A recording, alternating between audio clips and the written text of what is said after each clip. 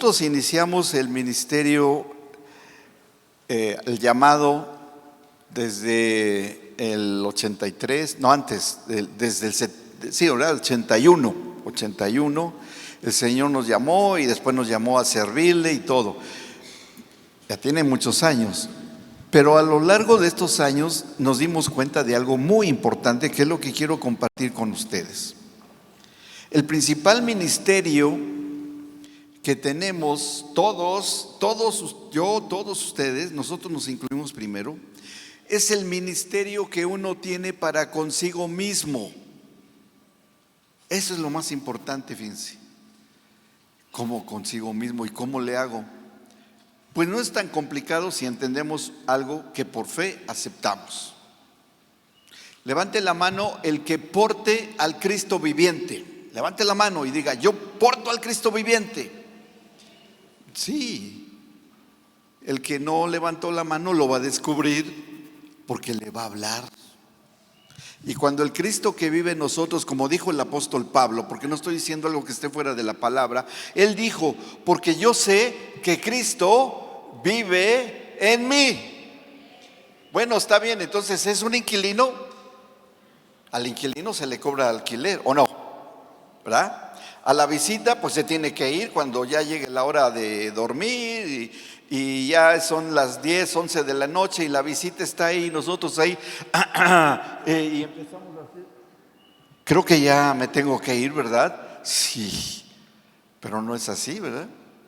El Señor Jesucristo permanece en nosotros, permanece las 24 horas del día y Él nunca se duerme. Él nos sigue enseñando en nuestra conciencia, dice la Escritura. Y conforme Él nos va enseñando en nuestra Escritura, ¿quién nos enseñará? Inglés porque reprobé en la secundaria. No. Matemáticas porque tengo que hacer un examen de admisión. Tampoco. Pues ¿qué me enseña? Un oficio que no conozco. Te daré habilidad, pero tampoco es eso. ¿Qué es lo que nos enseñará en nuestra conciencia el Señor Jesucristo a través de la presencia del Espíritu Santo? Porque uno es el consolador y el otro también es consolador y son lo mismo. Si el Espíritu Santo está en nosotros, está el Señor Jesucristo. Si está el Señor Jesucristo en nosotros, está el Espíritu Santo. Así trabajan. ¿Estamos de acuerdo? Entonces, ¿qué creen ustedes que nos enseñe la presencia de Cristo? Porque creo que nos debemos de identificar más que con la persona del Espíritu Santo, al cual no menospreciamos, pero tiene su especialidad. Después les digo cuál es. ¿Qué hará el Señor Jesucristo en nosotros? Y esto es una cuestión de fe, y es una cuestión de creerlo y aceptarlo. No porque lo diga yo, o no porque lo diga otro predicador, no porque un pastor insista y diga que tú tienes a Cristo y y uno diga: bueno, sí, ya para que no me esté diciendo voy a decirle que sí. No, eso no es así. No es una convicción dirigida, es una convicción nacida de nuestro ser interior, en el cual, si Cristo está en usted, el ministerio principal del Cristo que portamos es la transformación de nuestra naturaleza humana a la naturaleza de Él. Para que Él, en eso, el labor que se lleva a veces años, en el cual hay a veces una resistencia a nuestros razonamientos, a nuestras experiencias personales, que las podemos anteponer a lo que Él nos diga, a un cierto estatus de cualquier naturaleza, económica, profesional, comercial, a los empresarios exitosos, lo que usted quiera. Y eso es una oposición de nosotros y el Señor Jesucristo que vive en nosotros, en su ministerio personal, en nosotros, nos va a estar trayendo la convicción de una transformación de naturaleza. Y eso es lo que hace el Señor Jesucristo. ¿Qué creen ustedes que suceda si nos opongamos a esa naturaleza, ese cambio, esa transición de naturaleza del espíritu de hombre al espíritu espíritu lleno del Espíritu de Dios en nosotros. Obviamente que vamos a pasar por una transición que a veces no nos gusta porque hay que sacrificar muchas cosas. No nos agrada porque es un cambio de todo lo que ya traímos, y entre más viejos, yo estoy hablando de mí, entre más viejo, más mañoso. Ya no sé si aplique con otros, ¿no? Pero a lo mejor sí, ¿verdad? Y en los más jóvenes, pues no tanto, pero ya también traen sus mañitas los jovencitos. Lo que sea. Nos acostumbramos, mis amados, al molde de vida que traemos arrastrando. Y miren, hemos estado en varios países y en todos vemos la misma naturaleza, las mismas circunstancias que se viven en este sentido del autoconocimiento de uno mismo, y que se ve lleno de, a veces, de costumbres, tradiciones, leyendas y mitos familiares que uno no quiere cambiar para mantener la fiesta en paz. Porque agregado a la resistencia del cambio personal, pues también influye mucho el ámbito en donde nos estamos relacionando, sea laboral, escolar, familiar, social, de nuestro prójimo más próximo. Influye mucho eso. La crítica, el juicio de alguien que a lo mejor no conoce tanto del Señor, y si conoce mucho del Señor también. Y bueno, a veces ya estamos recibiendo tantas indicaciones, tanto señalamiento, no malicioso, sino señalamiento de parte del Señor, decir, es tiempo de un cambio. Es tiempo de que tu naturaleza sea reafirmada, que tu naturaleza tenga un cambio para construir una mejor persona, porque yo, el Señor Jesucristo, yo lo voy a hacer. Tú no puedes hacer nada por ti mismo. Nadie se puede salvar por sí mismo. Por muy convencido que esté de querer hacer un cambio, me voy a portar mejor. ¿Ustedes han estado en las reuniones familiares del Año Nuevo? ¿Verdad? ¿Cuántos abrazos nos damos el Año Nuevo?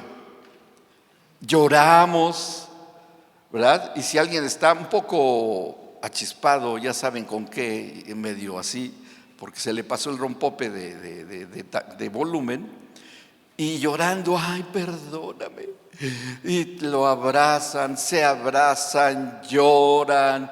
Es que no quería decirte eso, no quería hacer esta cara contigo. Es mi propósito de Año Nuevo, que mejoremos nuestra relación. Y ahí está el cuñado y el esposo, ¿no? Abrazándose. Mira estos, se peleaban y ahora mira qué bueno que se están abrazando. Ya va a cambiar todo. Pero si al otro día vuelven a la misma. Oye, ¿por qué me dijiste? No, pues no acepto nada que lo me dijiste. Y sigue la misma historia. Y no hay un cambio en el cual nosotros podamos asegurar que lo hemos tenido. ¿Cómo hacemos para que haya un verdadero cambio en nuestra propia naturaleza? Hay mucho que hablar de lo que es el ministerio de Cristo para nuestra propia persona. No voy a hablar de un cambio de naturaleza aplicado al cuerpo de Cristo. Tiene su lugar y su momento. No es mi tema. Mi tema es el cambio y transformación, la transición de nuestro hombre interior. Al decir yo hombre, involucra hombre y mujer, ¿verdad? Porque el Señor dijo no hay género ya. En el cielo ya no hay género. El espíritu que portamos no tiene género. No hay espíritu de hombre o espíritu de mujer. Dígame cuál es el masculino de espíritu. Dígame cuál es el género de espíritu femenino. ¿Será espírita? ¿Y de los hombres espíritu? Este es mi espíritu de macho. Ya empezamos. Este es mi espíritu de mujer. No, pues no existe. No. Espíritu es un término que no tiene nada que ver con el género. ¿Sí? ¿Estamos de acuerdo que se entiende esto bien? Yo no lo comprendo muy bien, pero la Biblia no nos dice que hay espíritus en cuanto al género. Por eso nosotros decimos que somos la iglesia. Ah, está el femenino. No, no es ni femenino ni masculino. Es un término que significa la eclesía en el griego y que es la congregación o la asamblea de los santos. Eso es iglesia. Es que ¿cómo santo? Ya empezamos a tener un cuestionamiento en nuestra conciencia. Ese es el cuerpo de Cristo, en donde está todos los llamados al cambio de naturaleza carnal, intelectual, sabiduría del mundo, a un cambio de naturaleza igual y semejante a la de Cristo, hasta que el Señor Jesucristo ocupe todo nuestro ser, gradualmente. Algunos lo hacen instantáneamente, como le ocurrió al apóstol Pablo, que una vez que se le apareció el Espíritu Santo, salió a predicar y no le fue nada bien. Porque cuando él llega ahí y se confronta con el Señor Jesucristo, le dice todo lo que tenía que hacer, esos días que pasó ciego, que le salieron escamas de pescado. Bueno, no dice así, pero dice escamas, no sé de qué sería. Y 3 días cuestionando lo que él conocía como experto de la Torá, el Pentateuco, los profetas, confrontando y acordándose de lo que decía Isaías, de lo que decía Jeremías, de lo que decían todos los profetas mayores, los profetas menores, que se los sabía de memoria. Y él, sabiendo quién fue el Señor Jesucristo, pues fue una crisis fuertísima para él en esos 3 días, o en los días que pasó, o más los que haya pasado, no importa. Hasta que entendió que no era lo que él pensaba, que debía ser un Mesías Redentor, y se le apareció resucitado. Entonces dijo, ay no, si es ya de veras. Fue una transición prácticamente instantánea.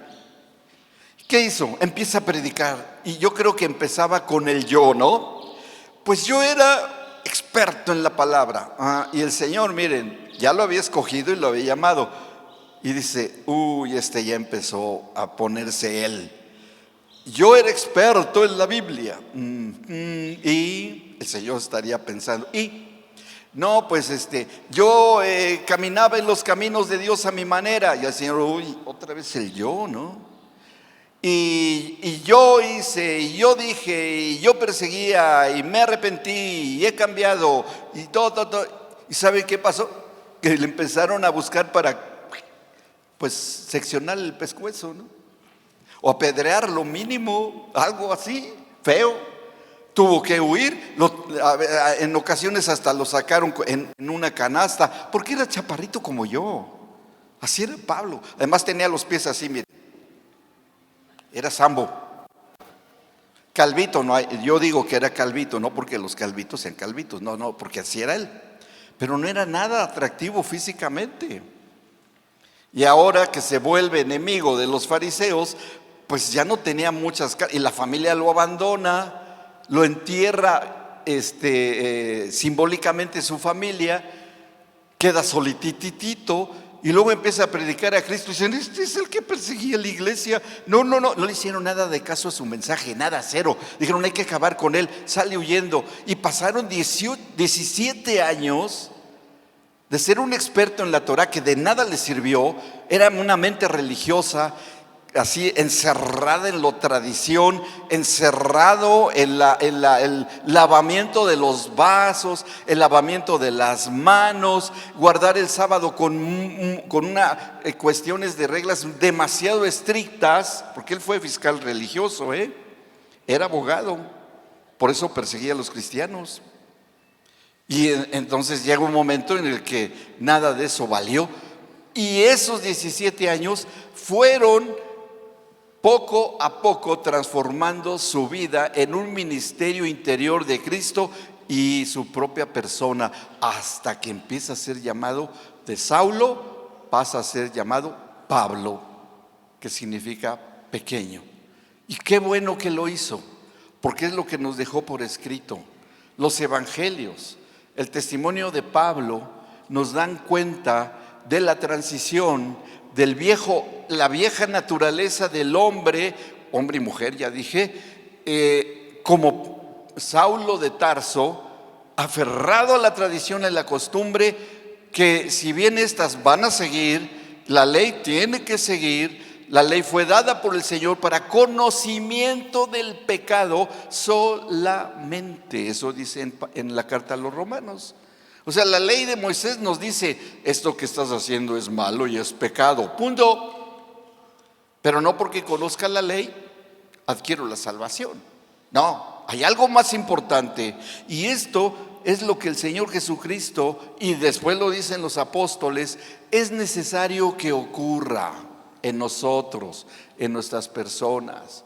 Porque si nos quedamos con la primera parte del Evangelio, que es bueno, que si escuchamos las buenas nuevas de salvación, ahí empieza nuestro proceso de transformación de naturaleza espiritual del antiguo hombre a un hombre o mujer, como quieran, renovados en el espíritu, activos en el ámbito espiritual del mover de Dios, para hacer lo que Dios nos diga que tenemos que hacer, ¿ok?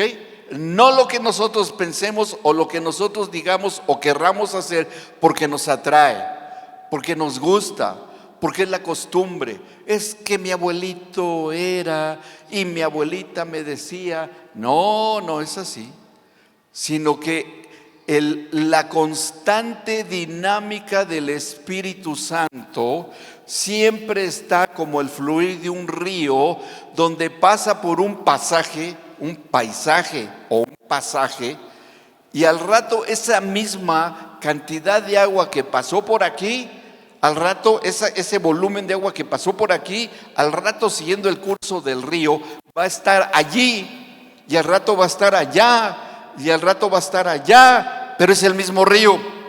¿Me explico? El Espíritu de Dios en la iglesia contemporánea está cambiando dinámicamente. Y aunque es el mismo río, es el mismo Señor, es el mismo Espíritu, va cambiando.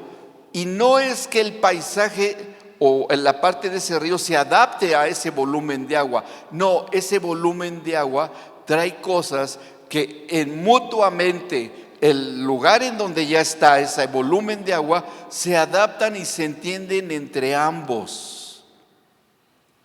Y el Espíritu Santo hoy se está moviendo de una manera muy diferente a la que se movía hace 20 o 30 años. Es el mismo Señor, es la misma esencia, es la misma enseñanza, pero está adaptada al movimiento de toda naturaleza que vivimos hoy. No es quedarnos, no despojarnos del Señor, por supuesto que no. No es despojarnos de lo que conocemos de la palabra, por supuesto que no. Pero sí entendamos los tiempos y nos adaptemos en donde ahora estamos ubicados. Ay, ahora estamos acá. Porque no estamos en tiempos antiguos, estamos en tiempos modernos. Es otro paisaje donde el mismo volumen, nuestro nacimiento de nuevo nacimiento, como lo conocemos, está entendiendo que ahora está en otro lugar y está ubicado en otro lugar. Vamos a ver esto, porque yo creo que aquí hay principios muy importantes que tenemos que entender. En primer lugar, aceptar que el Señor en nosotros, el Cristo que portamos, nos está hablando y nos está hablando a través de nuestra conciencia. Y nuestra conciencia nos puede decir y tocarnos en nuestro corazón, nos puede decir: oye Luis, eso que hiciste con tus hijos ya no va con estos tiempos. No, pero es que quiero que mi hijo ande vestido como el Kiko, ¿no? Ya saben cuál Kiko, ¿ok? Es que se ve re simpático con su trajecito de marinero y su gorrito de marinero o su boinita. Ay, sí, porque yo cuando era chiquito crecí con eso y me decía mi mamá: ay, qué hermoso te ves, mijito. Pues yo quiero que ascienden mis hijos. No, ¿verdad? Es anacrónico y el tiempo ya pasó. Y bueno, también no vamos a dejar que mi hijo se vista así con pues ahora la moda, ¿no? O sea que son carísimos los pantalones que tasajean con una navaja y se te ven las rodillas, se te ven las piernas, se te ven los muslos y se te ven... No, eso no. Pero en la moda, no, mucho tiene que ver el mover del Espíritu Santo en su ministerio de transformación personal para adaptarnos a las circunstancias actuales, y siendo dóciles y obedientes es recurrir, como lo tuvo que hacer Pablo, como lo tuvo que hacer Moisés, como lo tuvo que hacer todos los santos del Antiguo y el Nuevo Testamento, y decirle: ¿qué quieres que haga, Señor? ¿Qué quieres que haga? Y eso es lo único que espera el Señor que le digamos. Y cuando nosotros decimos eso, el Señor dice: bien, buen siervo y fiel. Yo no cambio porque soy inmutable, pero mis principios espirituales, que tampoco cambian, se adaptan a tu circunstancia. Porque no le podemos decir: ay, pues a mí me gustó mucho cómo andaba vestido el Señor Jesucristo, así es que vamos a andar así. Y se imaginan ustedes que tuviésemos que ir a cualquier lugar a comprar una mercancía al supermercado y que llegáramos con nuestra túnica, nuestra capa, nuestras sandalias. Pues no pondríamos un solo pie en el supermercado y ya llega por nosotros los del manicomio. Seguro no, pero era la moda que siguió el Señor Jesucristo, ¿o no? ¿Verdad que sí? No, llegamos con nuestro pantalón, nuestra camisa, y no pasó nada. Porque es el ser interior lo que interesa y lo que importa. Eso es más que nada, y es lo que finalmente prevalece. Pero vamos a ver algo que la Escritura nos dice al respecto. Miren, hay una enseñanza de parábola que quiero hablarles rápidamente. Nada más quiero tocar lo sustancial de esta parábola, que está en Mateo capítulo 25, que nos habla de una parábola que conocemos muy bien. La hemos leído muchas veces.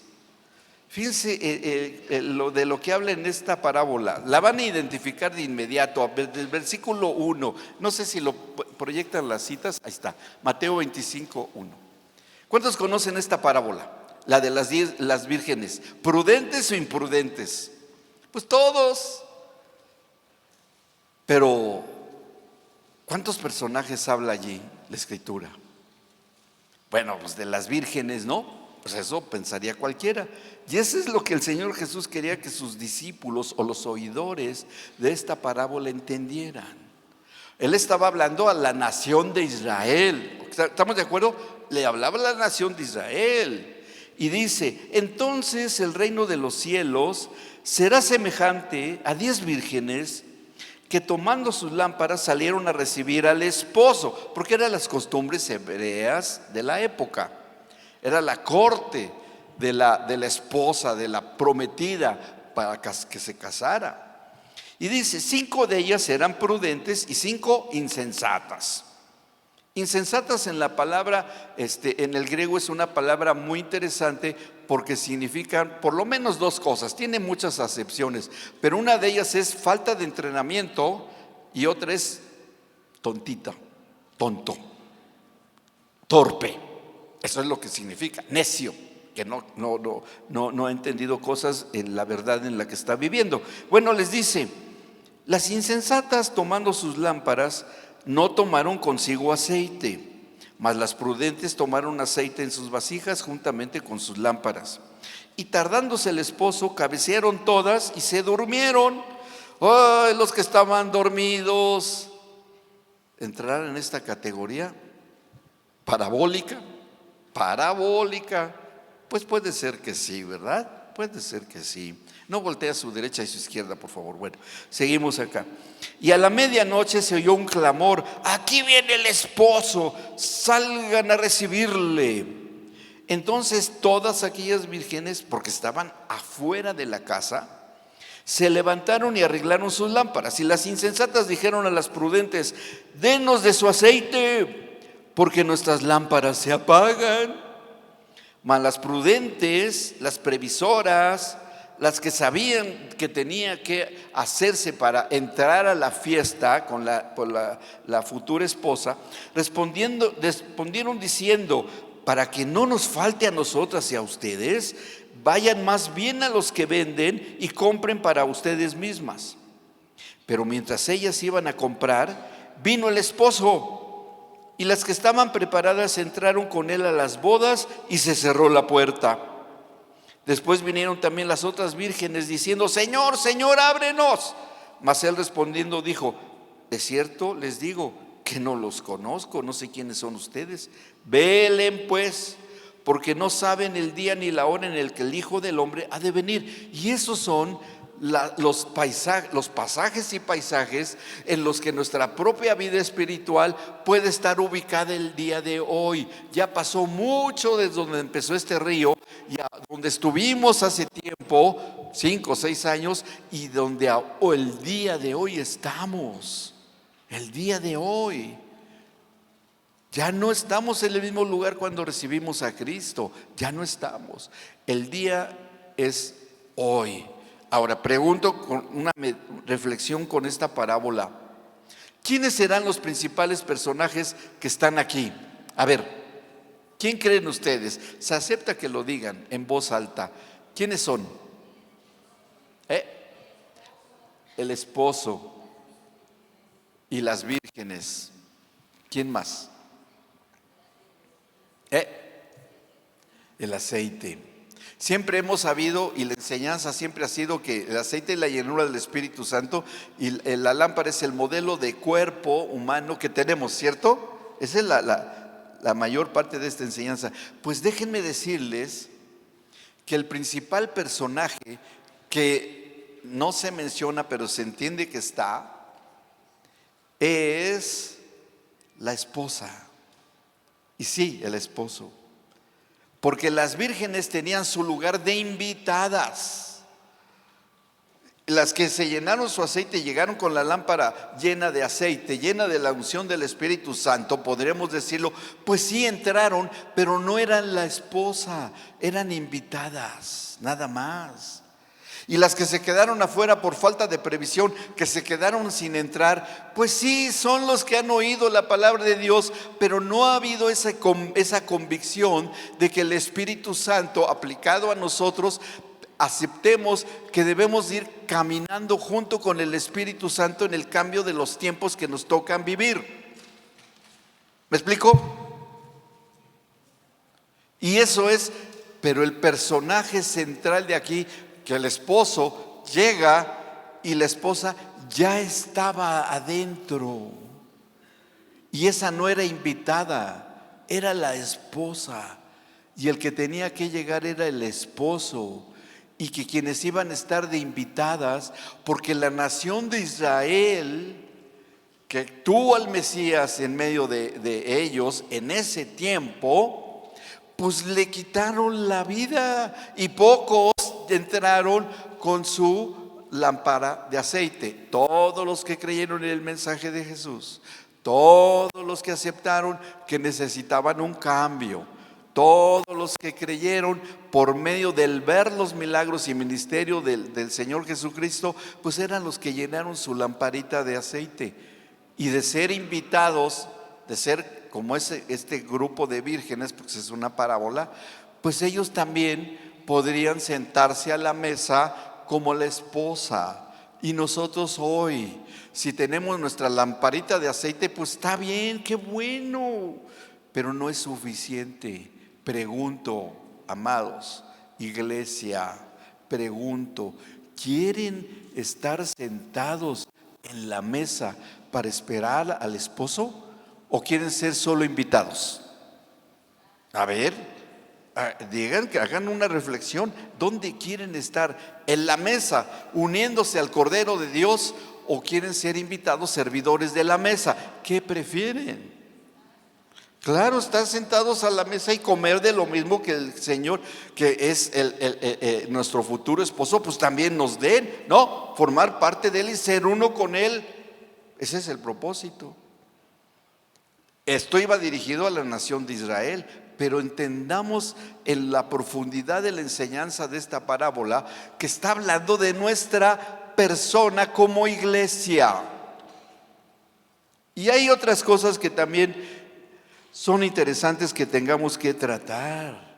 Les voy a dar otro ejemplo, porque ya eso de la iglesia es a todos. Pero hay algo muy personal, con algo que sucedió con un personaje de la cual nos habla la Escritura. Este personaje de la cual nos habla la Escritura es algo que está descrito con algo que sucedió con este personaje que nos habla la Biblia. Y vamos a ver quién es, de quién se trata. Y está muy claro este ejemplo. Si me acompañan ustedes a el capítulo 19 de según San Mateo, del versículo 16. Mateo 19, 16. Nos habla de un jovencito. Miren, ahí está. Mateo 19, 16. Ahí que le pusieron como subtítulo el joven rico. O sea, tenía dinerito, bastante dinerito. Yo creo que llegó en su burro último modelo o en su caballo, un caballo de fuerza, pero bien caro, ¿no? Como sea. Y llega el joven rico aquí, dice: entonces vino uno y le dijo: maestro bueno, ¿qué bien haré para tener la vida eterna? Ya desde ahí el Señor Jesús lo empieza a ver con ese ojo que tiene el Señor Jesús. Dijo: este está buscando la representación de lo que ven sus ojos, pero no discierne el espíritu. Ahí ya se lo clasifica el Señor Jesús. Luego dice, Él le dijo: ¿por qué me llamas bueno? A ver, ¿por lo que tú ves o por lo que has discernido en el espíritu? ¿No? Porque buscaba, ¿no? Ha de dar prestigio andar juntamente con el hacedor de milagros. Tal vez se me pegue. Uy, no, está re bueno que me vuelva famoso como él. Pues sí, y su enseñanza es buena. Puede ser eso que me transforme a ser un predicador con milagros, señales y maravillas, porque ya había oído esa predicación. Él le dijo: ¿por qué me llamas bueno? Ninguno hay bueno sino uno, Dios. Mas si quieres entrar en la vida, guarda los mandamientos. Obviamente que Jesús lo cuestiona, pues para que el joven rico soltara la sopa. ¿Sí dicen aquí todavía? ¿Sí? Ok, me entendieron, ¿verdad? Que soltara la sopa de cuál era su convicción. Y le dijo: ¿cuáles? Ay, carambas, ¿cuáles son esos mandamientos? Pues ¿qué no los conocía? ¿No conocía mínimo los 10 mandamientos? Y vean, se empieza a confesar el joven y le dice: ¿cuáles? Y Jesús dijo: no matarás, no adulterarás, no hurtarás, no dirás falso testimonio, honra a tu padre y a tu madre y amarás a tu prójimo como a ti mismo. Y el joven se puso bien contento y dice: uy, no, pues eso ya lo superé. No, si yo no, yo soy bien buenito, ya quiero ser como tú. Y le dice, ¿no? El joven al Señor Jesucristo, el joven le dijo en el 20: pues todo esto lo he guardado desde mi juventud. ¿Qué más me falta? Jesús le dijo, ya ahí va, directo al hueso, ¡pum!, sin vueltas, así, cirugía sin anestesia. Si quieres ser perfecto, anda, vende lo que tienes, todo lo que posees, todo lo que has logrado. No dice que era tal vez empresario, vendía su distribuidora de burros último modelo, qué sé yo, pero era muy exitoso.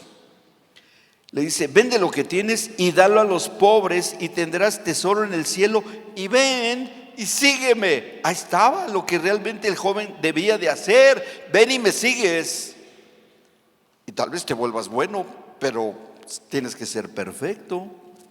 Oyendo el joven esta palabra se fue triste porque tenía muchas posesiones, y yo diría hoy posiciones, también aplica.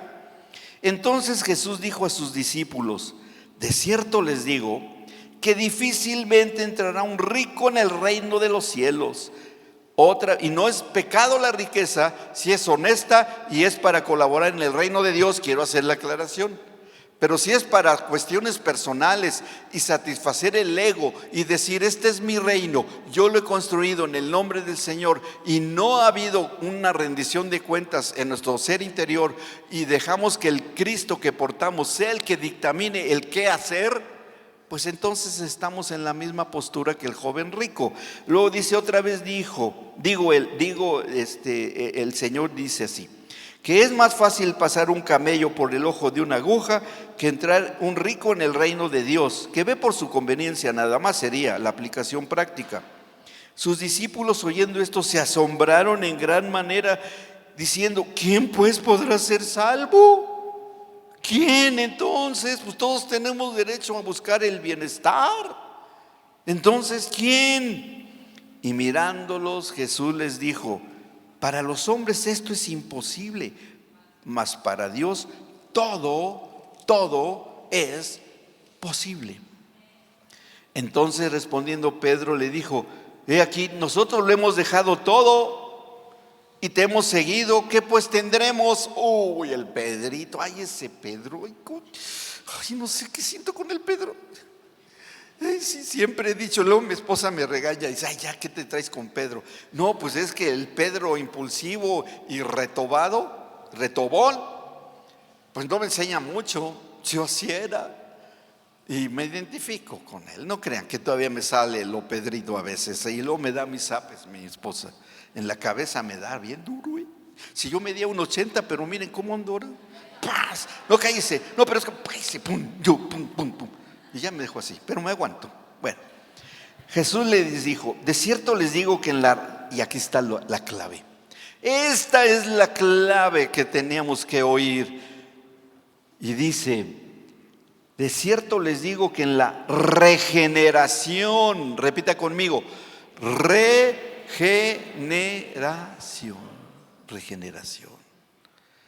Y los discípulos, regeneración. Y le sigue diciendo, dice: cuando el Hijo del Hombre se siente en el trono de su gloria, ustedes que me han seguido también se sentarán sobre 12 tronos para juzgar a las 12 tribus de Israel. Y cualquiera que haya dejado casas, o hermanos, o hermanas, o padre, o madre, o mujer, o hijos, o tierras, ya me lo decía, y hasta el perico dejaste, por mi nombre, recibirá 100 veces más y heredará la vida eterna. Pero muchos primeros serán postreros y postreros primero. Wow, qué enseñanza del Señor Jesús. ¿Saben qué pasó después? Y les voy a acabar la historia del joven rico. Miren, acompáñenme en Marcos capítulo 14, 2 versículos, 51 y 52. Ahí está cómo se puso a reflexionar el joven rico y dijo: ay, me dijo que la regeneración, ¿qué será eso? Y yo creo que él se fue a tratar de entender qué significaba eso de regeneración, porque es una palabra un poco extraña, no sabemos bien qué significa, pero si nosotros cuando recurrimos, porque como esto fue escrito en el griego, pues tristemente el conocimiento del griego nos trae mucha información de lo que significa. Y la palabra que está escrita en el griego de regeneración, se las voy a decir en griego, después se las digo en oaxaqueño, pero primero en griego. Y es lo mismo que regeneración al español. Y esto es palingenesia, es la palabra en el griego, palingenesia. Y bueno, qué palabra tan extraña. ¿Y qué significa palingenesia? Para que podamos entender. Y palingenesia tiene un significado múltiple y en verdad que es interesante lo que esto significa. Palingenesia significa un cambio de sustancia, un cambio total y a veces completo de esencia, de transformación, sin dejar de ser lo mismo en esencia. Les pongo un ejemplo. Todos les voy a enseñar, aquí hay algo que van a entenderme muy bien. ¿Qué es? No el frasco, no la botella, pero ¿qué tiene adentro? Es agua, ¿verdad? Y si yo sacara unos pedazos de hielo y les preguntara, ¿de qué es este hielo? ¿Qué me dirían?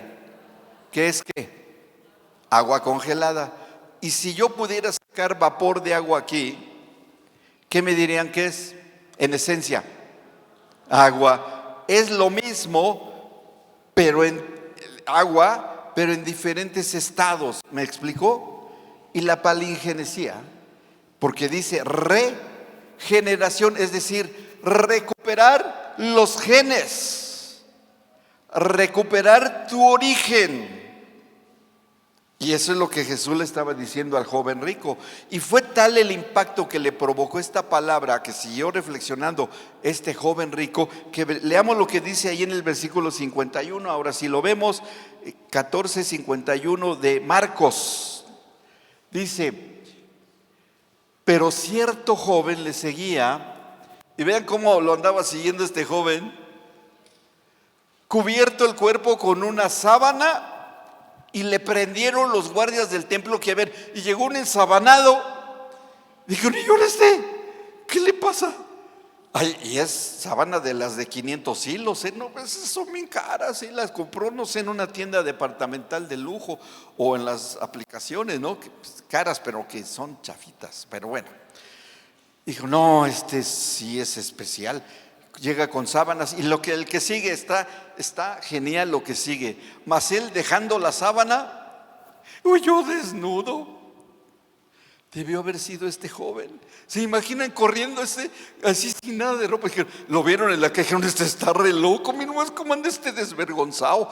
Hay que apedrearlo, crucificarlo, cortarlo en pedazos. Mi nomás no tiene moral ni vergüenza. Yo creo que fue el joven rico, que se despojó de todo, le creyó al anuncio, entendió lo que era palingenesia, un cambio, una regeneración. Porque ¿cómo andaba corriendo en las calles? ¿Como quién? Pues andaba vestido como Adán, de lana, de la naturaleza, sin ropa. Regresó al estadio original. Y le dije, no, ¿quién es este joven? ¿Cómo se atreve a andar así en la calle? Es que yo creo en el Génesis y así andaba Adán, y es bíblico. ¿Tiene usted algo contra la Biblia? No, pues no, nada. No, pues nada. Ande, vaya y al supermercado así, pues ya, pero dígale a todo mundo a quiénes soy. Pues no le iban a creer, ¿verdad? Pero de que tuvo un cambio, sí lo tuvo. ¿Estamos de acuerdo que sí lo tuvo? ¿Verdad que sí?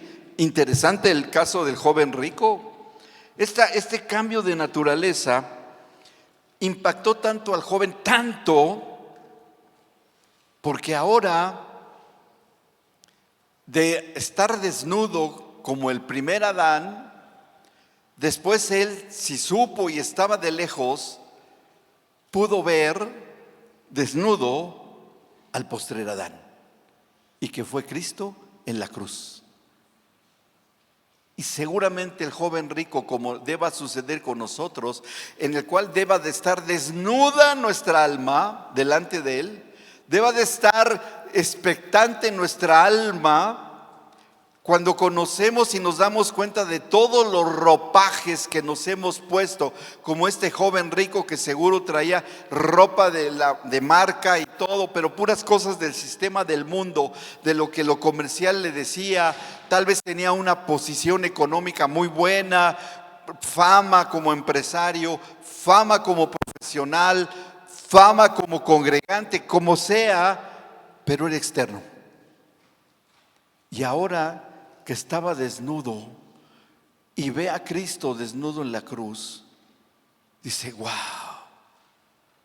al Rey de Reyes lo desnudaron. ¿Qué no saben quién es Él? ¿Por qué lo avergüenzan? ¿Por qué lo flagelan?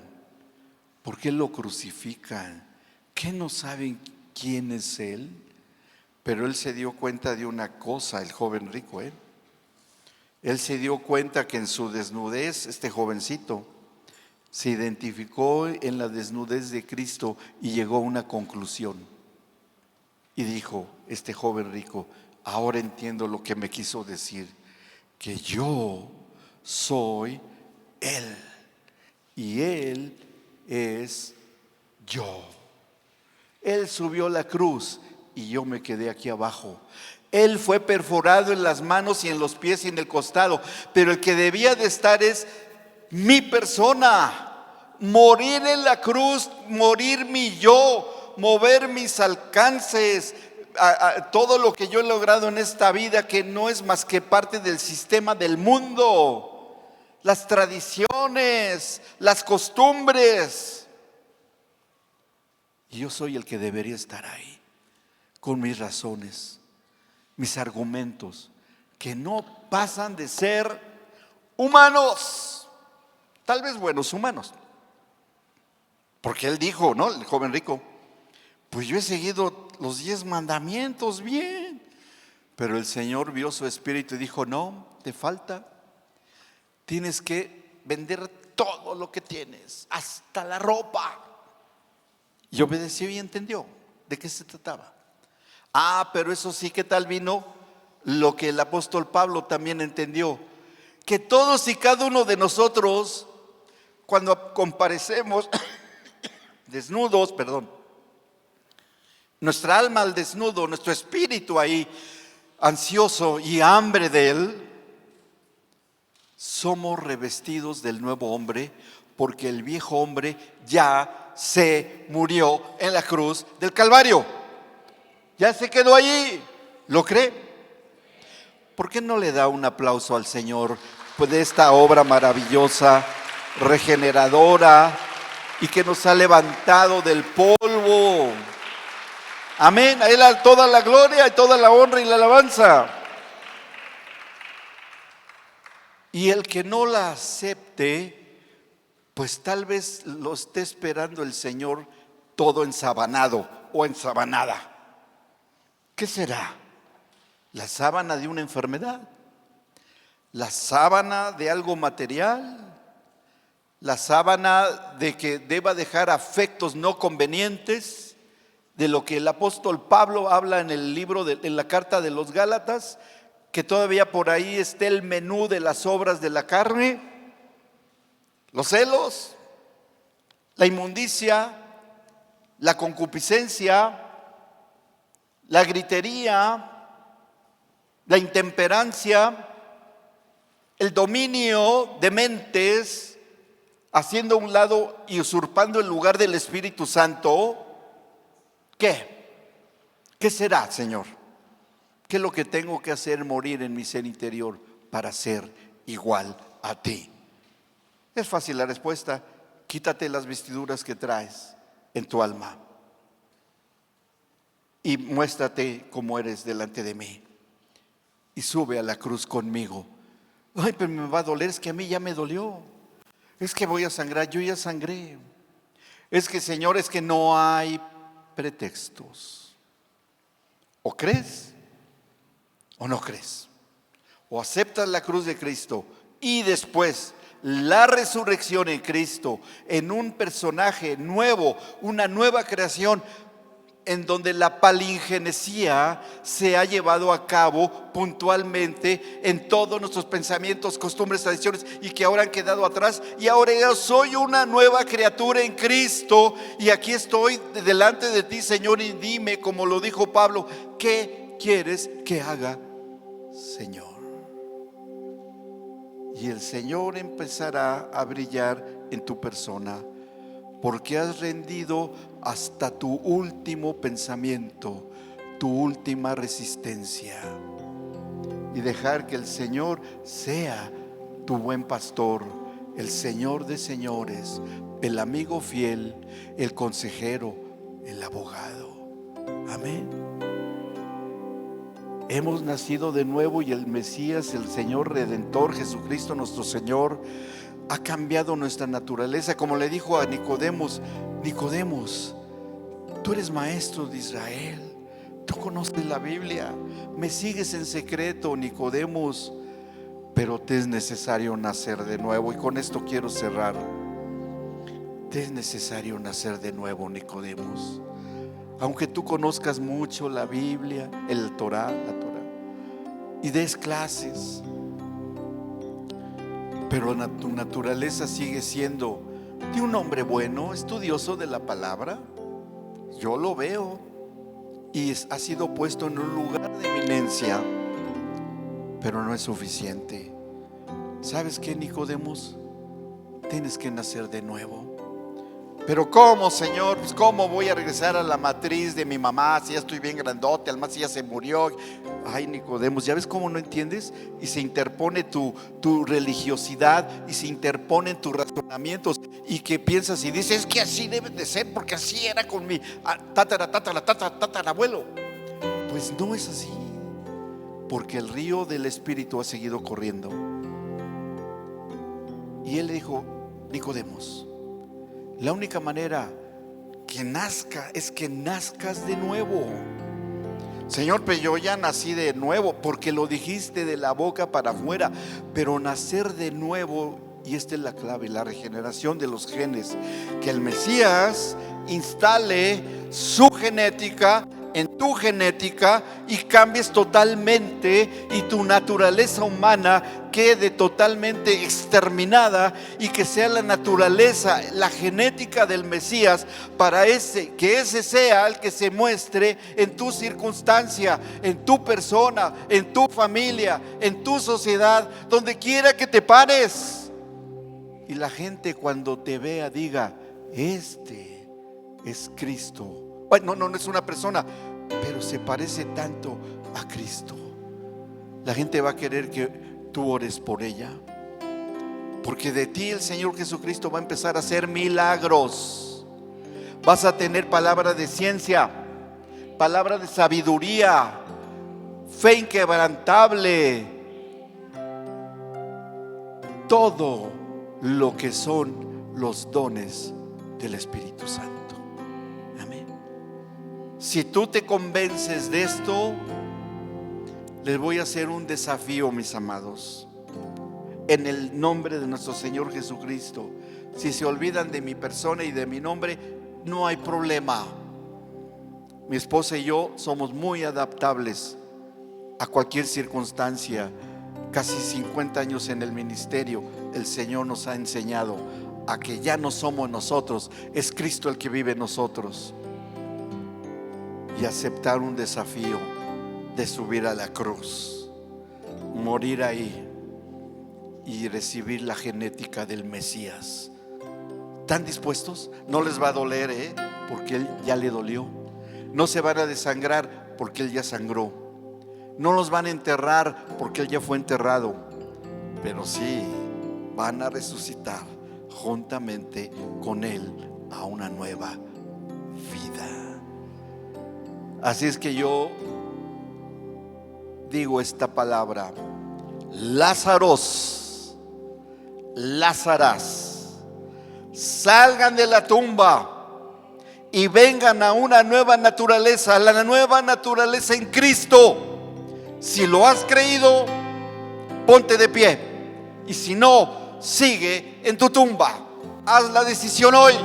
Hoy es el día de decisión. Hoy es el día anunciado por el Señor en tu realidad, en tu persona, y ven a Él. Amor, pasa por favor. Yo no puedo estar aquí solo, porque somos uno, y yo necesito la voz de mi esposa, porque ella tiene palabra de verdad, pero es la del Señor. Así es que, mis amados, el que esté con esa convicción de una regeneración, el Señor va a hacer su obra maravillosa en los que han comprendido la trascendencia de cambio de naturaleza a la de Cristo hasta lo más profundo, hasta la raíz.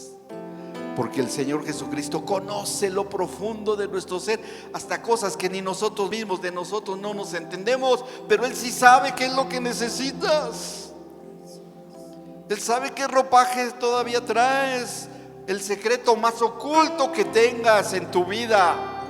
El Espíritu Santo lo sabe, pero hoy es tiempo de despojarse de esas vestiduras de pecado y levantarse con una nueva naturaleza. Amén. Vamos a orar. Amén, Señor. Aleluya, Señor. Amén. Tú conoces Aleluya, cada Señor. uno de nosotros Sí, y Señor. nuestros corazones. Señores, cada uno como buenos soldados de tu ejército están parados pidiéndote y anhelando que esa nueva naturaleza, que ese nuevo ADN, Señor celestial, se manifieste. Que, Señor, seamos portadores reales, portadores, Señor, de un corazón dispuesto al cambio que tú necesites. Señor, Oaxaca lo necesita. Y aquí está cada uno de ellos, Señor, dispuestos a ese cambio, a quitar todo lo que puedan tener de emociones, de sentimientos, de cosas, Señor, que han dominado nuestras vidas. Ahora queremos servirte. Ahora queremos, Señor, hacer tu voluntad. Ahora queremos, Señor, que seas tú fluyendo a través de nosotros, en nuestros hogares, en nuestro matrimonio. Porque primero es la iglesia primera, Señor, que son nuestras casas. Que ahí sea manifiesto, Señor, tu presencia, tu esencia, tu sustancia que recibimos en el nuevo nacimiento. Que ahora venga una convicción de fe tan grande, tan absoluta, en la que tú puedas transformar, quitar todo pensamiento que proviene de nosotros, Señor, y pongas los tuyos. Que ahora tú produzcas en nuestro corazón todo aquello, todo el deseo de tu corazón, para que seamos, Señor, el vaso correcto. Sí, de barro, Señor, pero un vaso obediente y dócil para tus manos. Eso es, Señor, lo que queremos. Quita toda tradición, quita, Señor, todo aquello a lo que estuvimos acostumbrados, para saber qué es lo que tú necesitas en este tiempo, para que muchos vengan, Señor, a tu camino. Eso es, Señor, el deseo de nuestro corazón, que tu iglesia sea transformada y que muchos vengan al arrepentimiento. Sabemos que eso es una orden tuya de la gran comisión, ya que estamos dispuestos en las escuelas, en los hogares, en los trabajos, en cada uno de los lugares, Señor, donde nos encontramos. Que seamos esas luces, esas lumbreras, Señor, que a causa de tu persona los demás comiencen a ver en nosotros lo que tú, Señor, estás haciendo. Reconocemos nuestra naturaleza pecaminosa, reconocemos que nosotros por nosotros mismos no podemos cambiar, pero tu palabra en nosotros, ese va a ser, Señor, la convicción de fe para dar los pasos que tengamos que dar y caminar creyendo, Señor, que la palabra está en nosotros, porque tú estás en nosotros. Aleluya. Tú eres el camino, la verdad y la vida. Amén. Y nadie, Señor, accede al Padre si no es por ti. Eso lo hemos reconocido y lo entendemos, pero que no sea un entendimiento que solo esté en nuestra mente, sino que baje a nuestro corazón, que baje, Señor, como una verdad absoluta. Que ya no sea nuestro razonamiento sino el tuyo, que ya no sea el actuar nuestro criterio sino el tuyo, que sean, Señor, tus leyes en nuestro corazón, que sean, Señor, tus mandamientos en nuestros corazones. Para que comencemos a obrar de forma distinta, pensar de forma distinta, actuar como tú lo harías.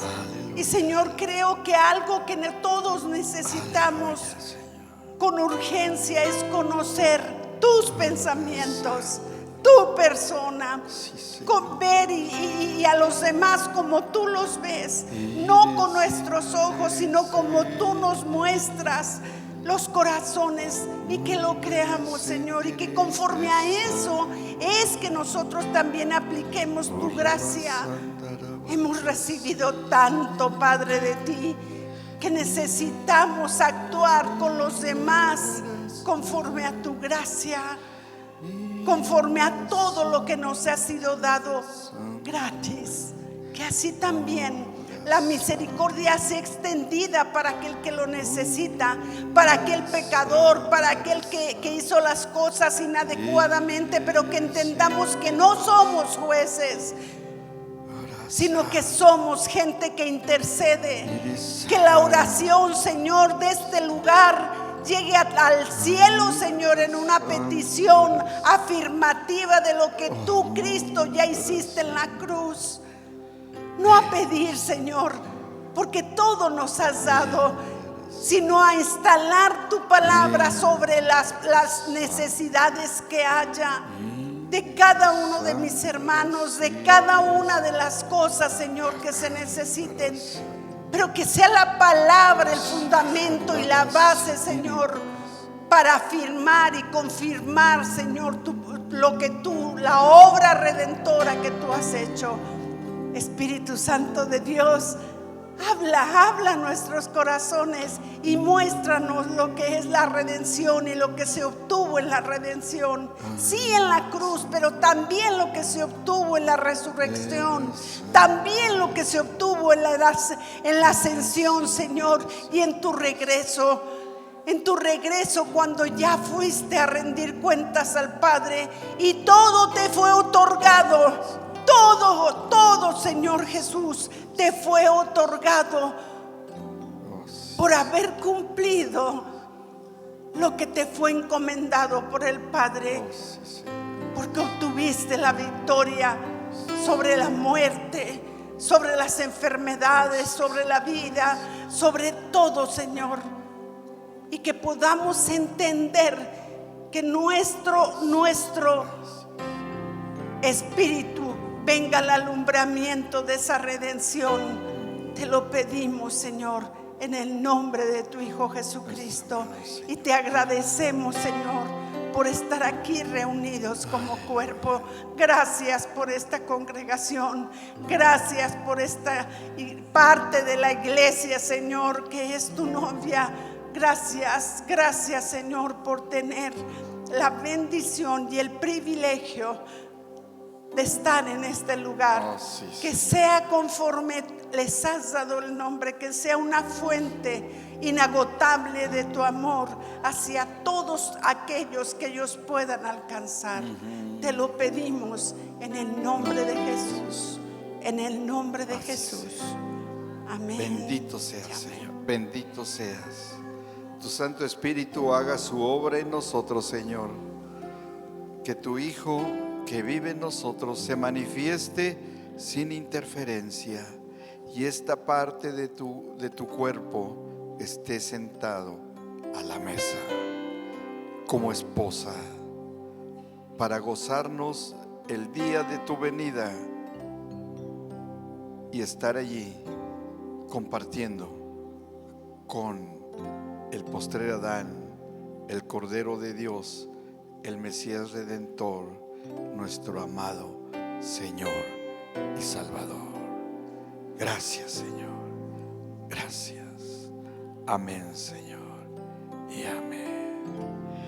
Amados, Dios les bendiga. Pueden tomar asiento y gracias por permitirnos estar con ustedes.